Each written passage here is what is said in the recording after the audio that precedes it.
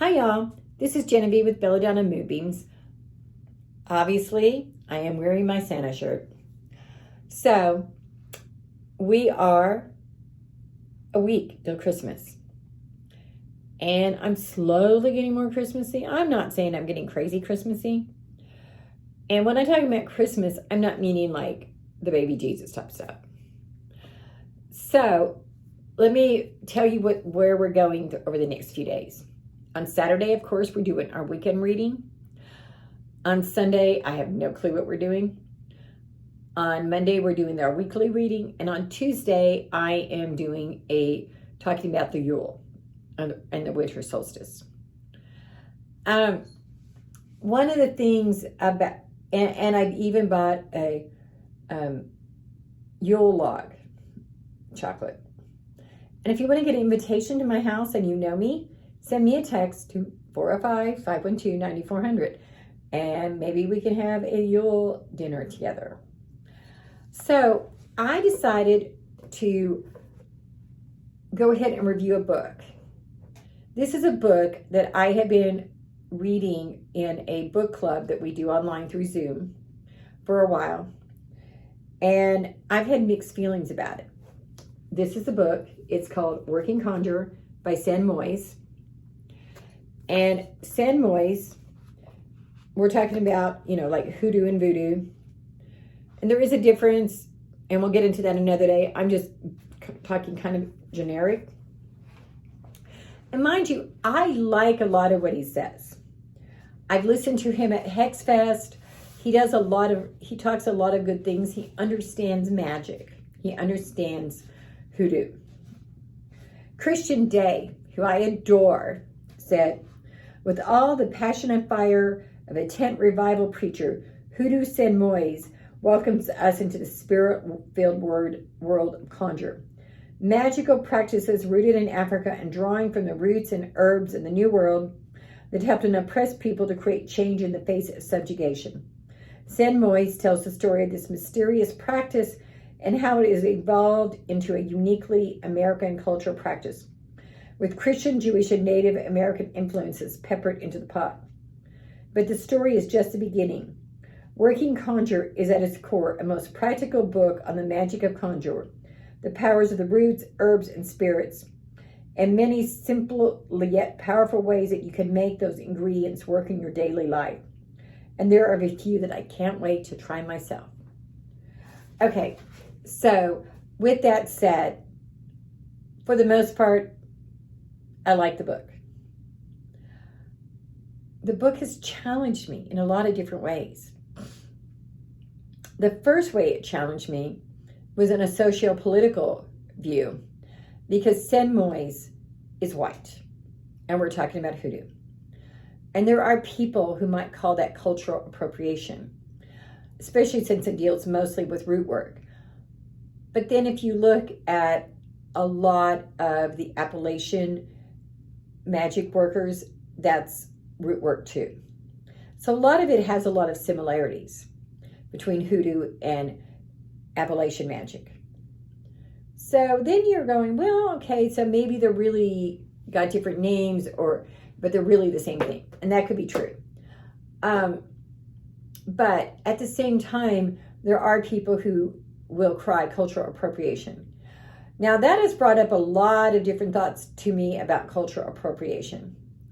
And I am not going into them now, but let's say I could do an hour on that subject. And I might someday. Then we get into the book. And I had even more issues.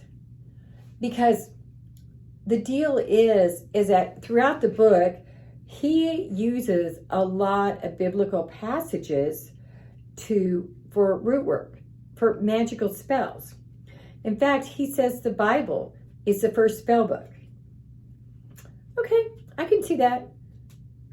Maybe not, I don't know that the Judeo-Christian ethic would want that. But, I can get that.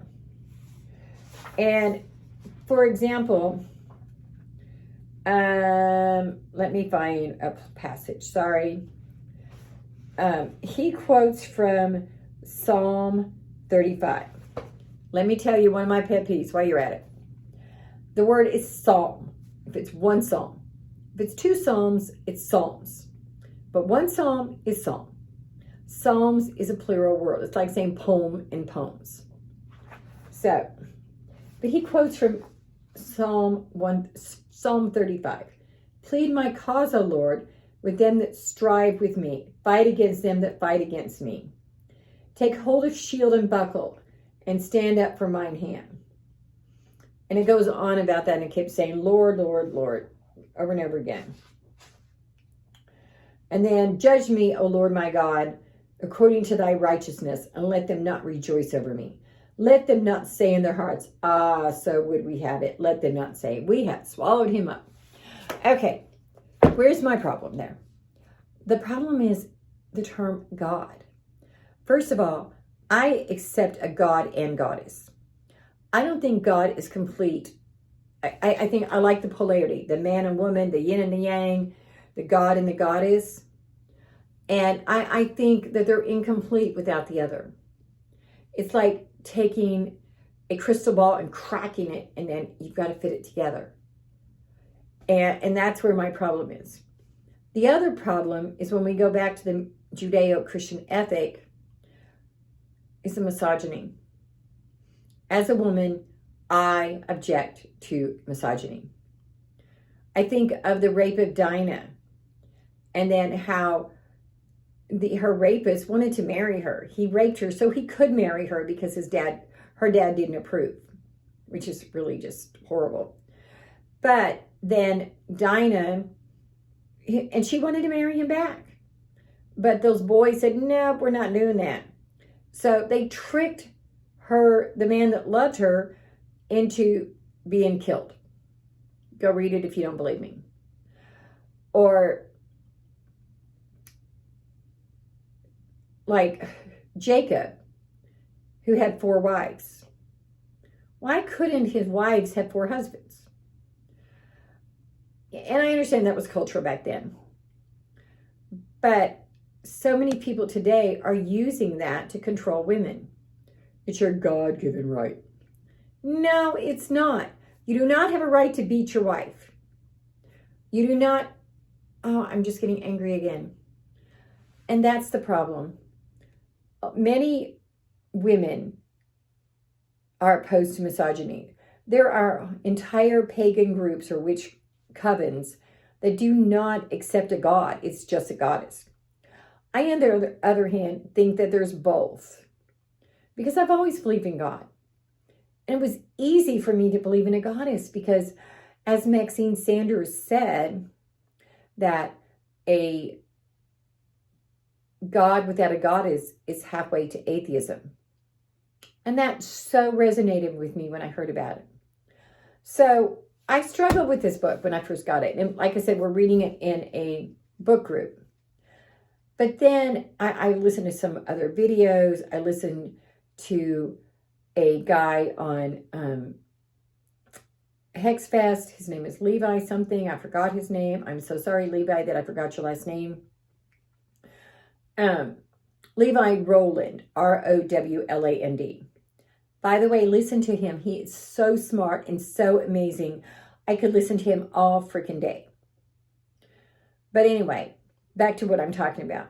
So I listened to him. I listened to some other people. I struggled. I read this book, things like that. And I came to the conclusion that if any of this resonates with you using the Bible verses, I could change the word from our Lord, our God, to the universe or source or the God and goddess or whatever resonates with me. The verbiage can be a spell. And it's up to the person performing the spell what is in their comfort zone. We don't have to throw out the baby with bathwater by not reading the Psalms.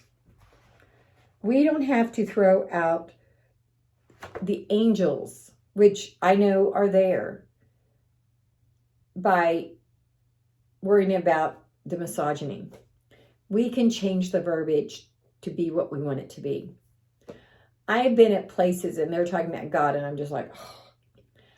But that's my own reaction. That's almost as bad as a misogyny. It is my own judgment, my own prejudice. And that's just as bad as being prejudiced against women. All people, man and woman, all gods and goddesses are to be valued. And I think the other part is that as a demigoddess, I like goddesses better, except for certain things. Definitely, men have certain things that make me very much happier.